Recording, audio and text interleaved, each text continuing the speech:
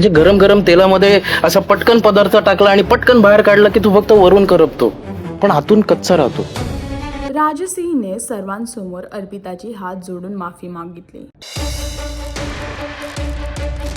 तू अनोळखी तरी सोबत या मालिकेमध्ये अर्पिता आणि समीरने मिळून जी ऑर्डर पूर्ण केली होती आणि त्याच्याच आधी ऑर्डर घ्यायच्या वेळी जेव्हा राजसीने तिचा अपमान केला होता आणि तिच्याकडून हे होणारच नाही हे असं म्हणलं होतं, त्यासाठी आता समीरने तिला सर्वांसमोर उभं करून अर्पिताची हात जोडून आणि नम्र स्वरात माफी मागायला सांगितली आहे. जिथे या गोष्टीला अर्पिता जाऊ दे, राहू दे, नको काही असं म्हणून टाळत होती, पण तरीही समीरने तिची बाजू न ऐकता तिच्या बरोबर उभं राहून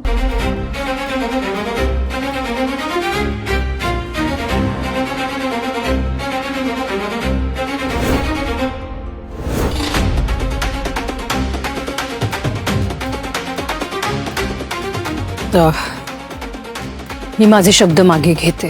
राजसीला जबरदस्ती माफी मागायला सांगितले आहे. आणि एवढंच नाही, जेव्हा राजसी माफी मागते तेव्हा अर्पिता सुद्धा हेच म्हणते की तुमच्या चुक्या एवढ्या आहेत की एका माफीमध्ये त्या मी माफ करू शकणार नाही, पण ह्या माफीमुळे तुम्ही बरंच काय शिकताल आणि शाण्या व्हाल ह्याची मी अपेक्षा करते, असं म्हणली आहे अर्पिता राजसीला. आता बघायचं आहे की पुढे काय घडून येईल हे पाहण्यासाठी तुम्हाला तू अनोळखी तरी सोबत ही मालिका पाहावी लागेल. आणि अजून अशी लेटेस्ट अपडेट जाणून घेण्यासाठी टेलीचक्कर रिजनलला सबस्क्राईब करायला विसरू नका.